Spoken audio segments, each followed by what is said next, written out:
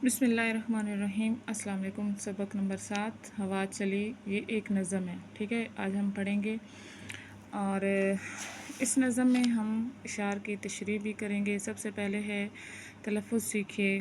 खुश अदा के माने होते हैं खूबी वाला, अच्छाई वाला, फुलवारियाँ, फूलों की क्यारियाँ, शगुफ़े, नमूने, कलियाँ, चौपाया यानी कि 4 पाँव वाला, और बंदगी इबादत।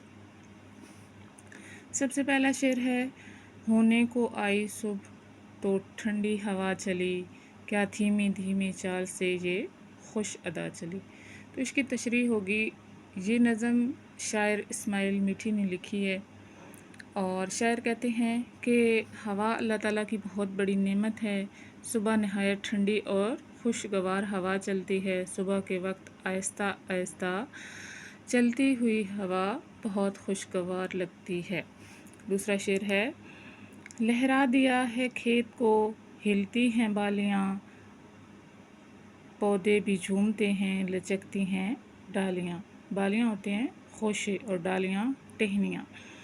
लहरा दिया, इस शेर में शायर हवा के बारे में बताते हुए कहते हैं कि जब हवा चलती है तो हरे भरे जो खेत हैं वो लहराने लगते हैं। बागात और जंगलात की बहारें भी इसी के दम से हैं। पौधों की टहनियाँ लचक लचक कर हवा के आने का इजहार करती हैं। ठीक है, आगे है कि फुलवारियों में ताज़ा शगुफ़े खिला चली, सोया हुआ था सब्ज़ा उसे भी जगा चली। फुलवारियाँ होती हैं क्यारियाँ।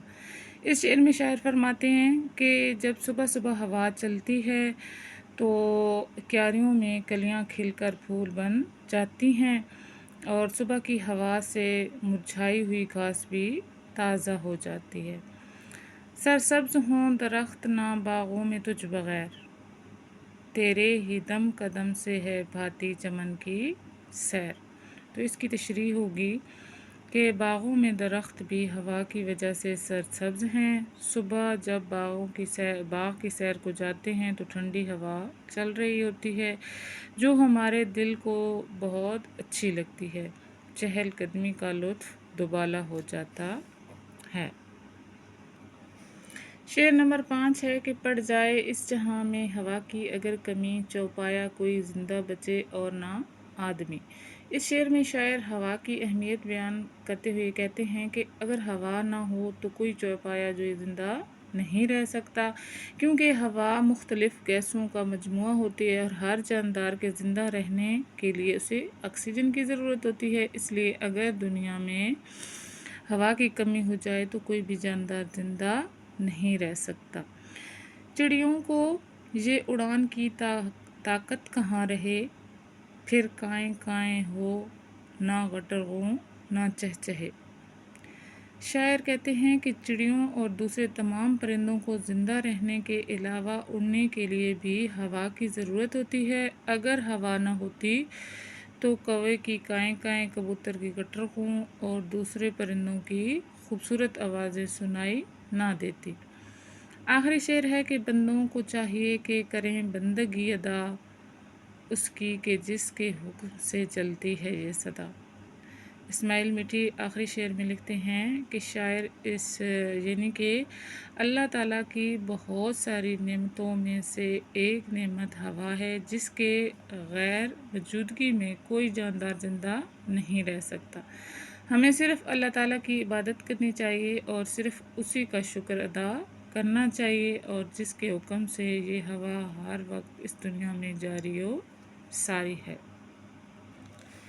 नेक्स्ट पेज पे है कि हमने इस नज़म से क्या सीखा। हमने इस नज़म में सीखा कि अल्लाह ताला की बहुत सारी नेमतों में से हवा जो है वो एक नेमत है। हवा की गैर मौजूदगी में कोई जानदार ज़िंदा नहीं रह सकता और हमें अल्लाह ताला का शुक्र अदा करना चाहिए जिसने हमें इस नेमत से नवाजा है। मशक है, मशक में सबसे पहले नए अल्फाज दिए हुए अल्फाज के मानी समझिए। ये हमारा पहला सवाल है।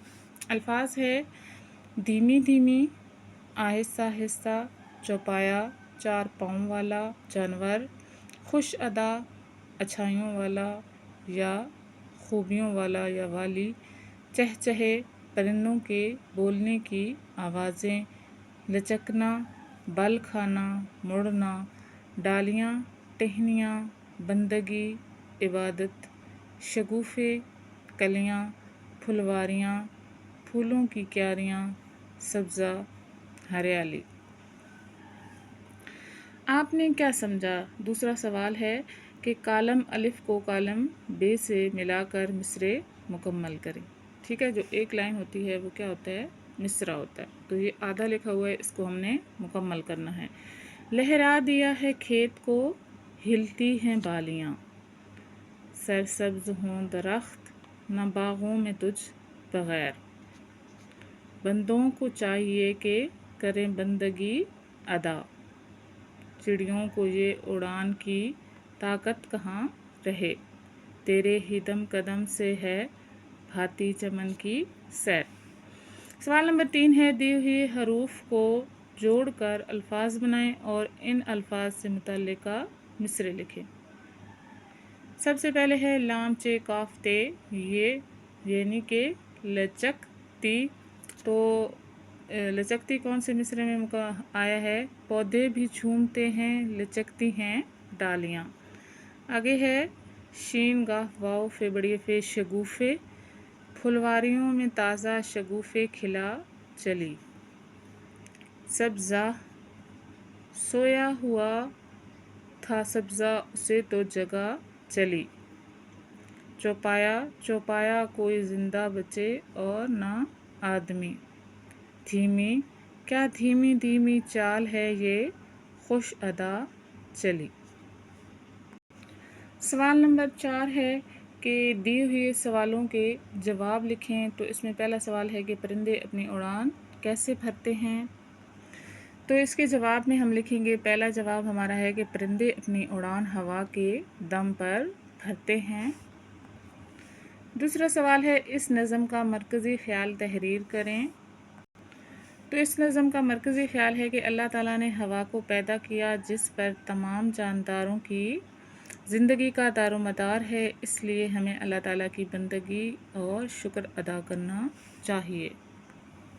سوال نمبر 3 ہے کہ نظم کے چوتھے شعر کو کاپی میں خوش خط لکھ کر اس کی نثر بنائیں۔ یہ ہمارے پاس چوتھا شعر ہے۔ چوتھے شعر میں ہے کہ سرسبز ہوں درخت، نہ باغوں میں تجھ بغیر، تیرے ہی دم قدم سے ہے بھاتی چمن کی سیر۔ جو نثر لکھی جاتی ہے اس میں انہی الفاظ کو سیدھا کر کے لکھ دیا جاتا ہے، ایکسٹرا الفاظ جو ہے وہ شامل نہیں کیے جاتے۔ تو کیونکہ جس طرح کے تشریح میں ہم اضافی الفاظ شامل کرتے ہیں اس طرح نہیں ہوتے، بلکہ انہی کو صحیح کر کے سیدھا کر کے لکھ دیتے ہیں۔ تو اس کی نثر ہوگی کہ ہمیں اللہ تعالیٰ کی اس کی نثر ہوگی کہ تجھ بغیر باغوں میں درخت سرسبز نہ ہوں، اور چمن کی جیسے کریں گے کہ چمن کی سیر تیرے بغیر یعنی کہ تیرے ہی دم قدم سے بھاتی ہے۔ سوال نمبر 4 ہے کہ ہمیں کس کی بندگی کرنی چاہیے اور کیوں؟ اس کا جواب ہوگا کہ ہمیں اللہ تعالیٰ کی بندگی کرنی چاہیے کیونکہ اللہ تعالیٰ نے ہمیں بے شمار نعمتوں سے نوازا ہے، جب وہ بے شمار نعمتیں دی ہیں یا وہی عبادت کے لائق ہے۔ سوال نمبر 5 ہے، اپنے ارد گرد کا جائزہ لیں اور 4 ایسی نعمتوں کے بارے میں لکھیں جن کے بغیر زندہ رہنا ناممکن ہے۔ تو بچوں، یہ آپ کے لیے یہ ایکٹیویٹی دی گئی ہے، تو آپ نے اپنے ارد گرد جہاں بھی آپ رہتے ہیں یا جہاں سے آپ آتے ہیں اسکول میں، تو آپ نے اپنے ارد گرد ایسی 4 نعمتوں کے بارے میں لکھنا ہے، ٹھیک ہے، جن کے بغیر ہم زندہ نہیں رہ سکتے۔ مل کر بات کریں یا کریں بات۔ سوال نمبر 5 ہے کہ نظم میں موجود قدرتی منظر کو اپنے الفاظ میں بیان کریں کہ شاعر نے کس طرح بیان کیا ہے۔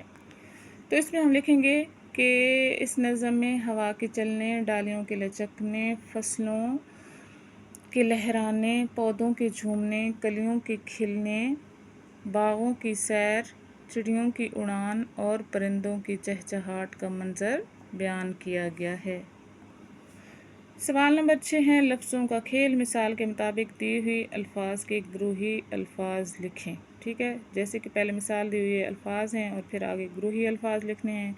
जैसे बरसात, जब हमारे जहन में बरसात का नाम आता है तो उसके आगे फिर हम सोचते हैं उसमें बरसात में क्या क्या होती है, घटा, बादल, गरज, बारिश और पकवान।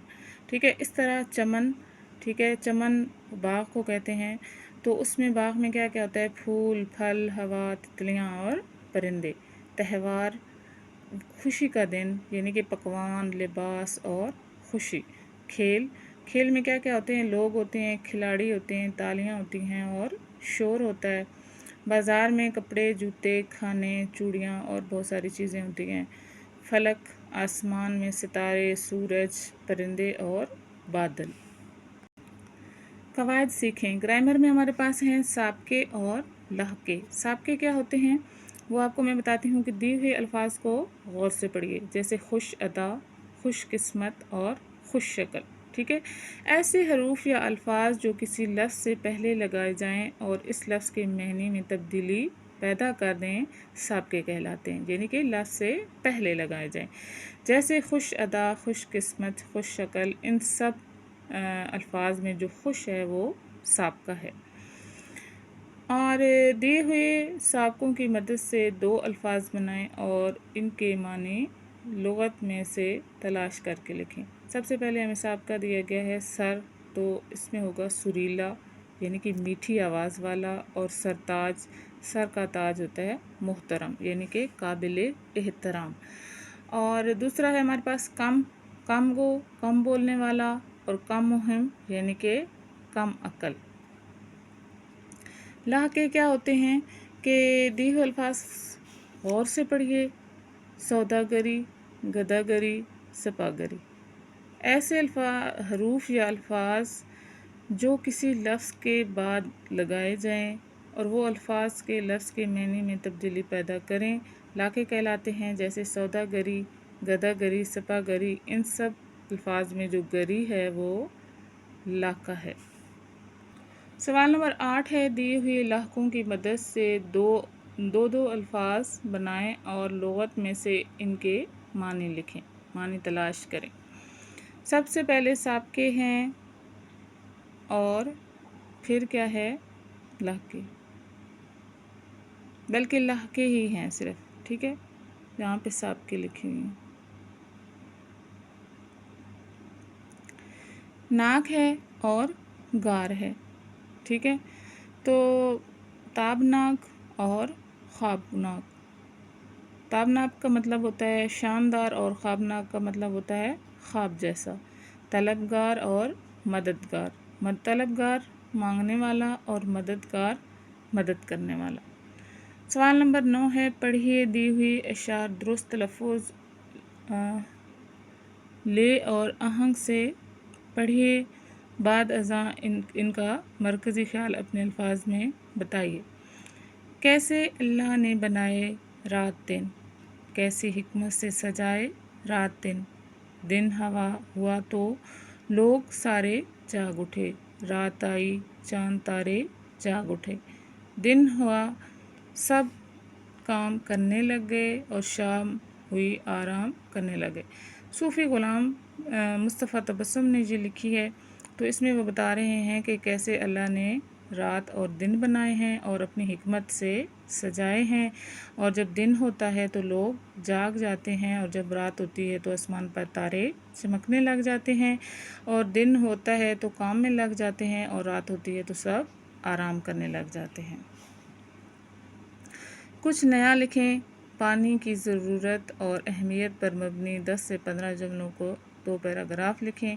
ठीक है, तो ये बच्चे आपने ख़ुद लिखना है। आपको पता होना चाहिए कि पानी की क्या ज़रूरत और अहमियत है। पानी के बग़ैर हम बल्कि जानदार जो है वो ज़िंदा नहीं रह सकते।